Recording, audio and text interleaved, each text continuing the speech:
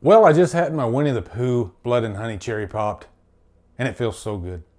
Let's review Winnie the Pooh Blood and Honey 2. Let's go.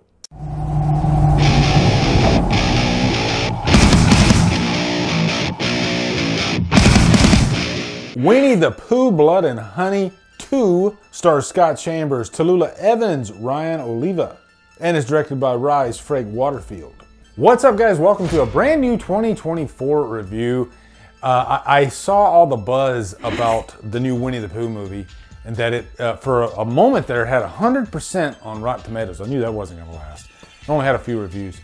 I think, last time I looked, I think it was around 58%. I just got out of this. I was going to go see it Sunday, but I just noticed that it's only in theaters for 3 days, and today being the last of the 3 days. Somebody on Killer Flicks actually clued me in on that when I posted something about it today there. So whoever that was, thank you so much for letting me know. Will burn.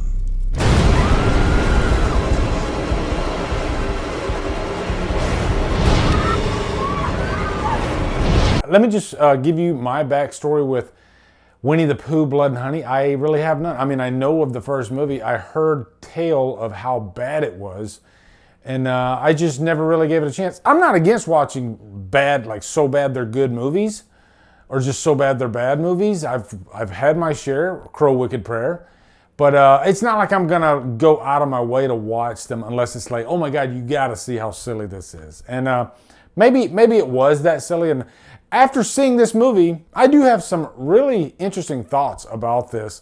First off, I never expected this to be as serious as it is. And I don't know if the first movie has the same tone as this one, but boy, is this one dark and heavy. For such a silly premise, I'm kind of impressed that they went hard in the paint in terms of being serious. So anyway, before we go any further, let me give you a quick plot synopsis. This is based around the whole Winnie the Pooh fairy tale. And you got Winnie the Pooh, and you got Tigger, and you got Owl, and you got Christopher Robin. And Christopher Robin is played by Scott Chambers, who looks very much like Barry Keoghan. I'm sure it's not the first time he's heard that, but very decent actor too, actually. And he pretty much carries this thing. Now, if I had to guess what the backstory was, because like I said, I didn't see the first movie, it seems like there was a slaughter at the end of that movie, and the blame was placed squarely on Christopher Robin. And so he is kind of emotionally messed up in this movie, as we often get with part twos. You know, if we're following a character from a previous movie, usually the aftermath of that, like Laurie Strode in Rob Zombie's Halloween 2, is they're pretty screwed up, which calls for some heavy emotional acting weight. And he does a great job in this, having to do that, having to be fully emotional, you know, throughout this. But at the beginning of the movie, there are these three teenagers. They're in kind of an RV, and they are attacked by Winnie the Pooh and company.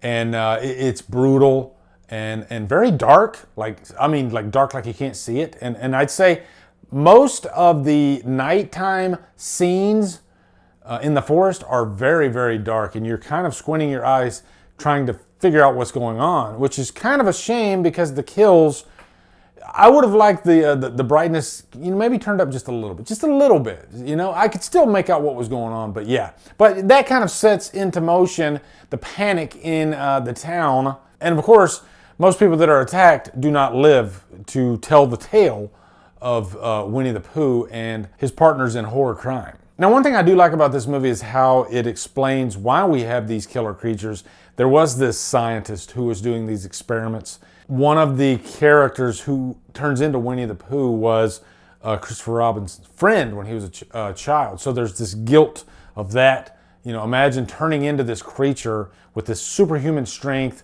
and all you're wanting to do is just kill. Also, Christopher Robin has a friend named Lexi, played by Tallulah Evans, who I really liked in this. There's definitely this like tension, this sexual tension between the two of them, even though they're just friends. But you kind of want these two crazy kids to get together. But getting right down to brass tacks, guys, yeah, the story, they're attempting to tell a detailed, emotional story, and I do think they succeed, but I do think they could have maybe leaned into the silliness of the premise and the comedy, maybe a little bit more. Also, Christopher Robin, I think it's a fantastic performance by Scott Chambers. Although I think another reason why they should have leaned a little bit more on the comedy is because he is really our final guy of the movie, and we're so invested in this character that I think I would have liked him to be a little bit more maybe badass and maybe cockier in his mannerisms. Sort of a pro and a con. Like, I like this character, and I want him to succeed, and I want him to rise up against Winnie the Pooh and the baddies, and just say, you know what? Let's go, motherfucker. You know, let's get at it. And you don't really get that in this. It's more of an emotional performance because of what has happened, I guess, in the first movie. But the best part of this movie, easily, is the, I guess, the rave or nightclub type scene. It's just a really fun scene. I think it's like a Halloween party or something like that. And this is where you get your slasher boxes checked that you like. You got some really graphic, crazy kills. You got some nice eye candy to look at as it's going on. But you could tell that this movie, they definitely had a bigger budget to work with. And I think they put a lot of that budget into the kills, because the kills are fun and edgy and creative and graphic. Sometimes you can't quite make out what's going on because of the lighting, but overall, I still appreciate the effort. I don't think it goes to the levels of, like, say, Terrifier, which is fine. I don't need every slasher movie to be like Terrifier. I just want you to be creative with the kills, and they definitely do that. I'd even say, like, some of the, I guess, props reminded me of like what Wayne Toth did in like the Rob Zombie's Halloween movies. Especially like in Rob Zombie's Halloween 2, when you got Richard Brake, you know, Cow, and the way his partner's head looked just completely mangled. You know, a lot of the effects remind me of that. And I'd say 95% of these effects are practical. I think there might have been one or two where they slid some CGI in there, but it's hard for me to tell, which I think is what you want to shoot for. So that's definitely a pro. And they got me interested in future stories in this franchise, which is always a good thing. I'm curious to check out the first movie, even though I hear, because of the budget of that movie, it is really, really bad. But I just kind of want to fill in those story gaps from this movie. Even though I know exactly what's going on, you know, I think you don't have to watch the first movie to enjoy this movie. As far as the cons, though, I think it does get a little melodramatic in the first 2/3 of the movie. Yeah, there's plenty of kills in that first 2/3 of the movie, but they definitely save all the best stuff for the final act, which is what you want to do in a slasher movie anyway. The runtime, I think, is like 1 hour and 40 minutes. I think they could have trimmed this down to like maybe 1 hour and 20, which would have made it kind of perfect.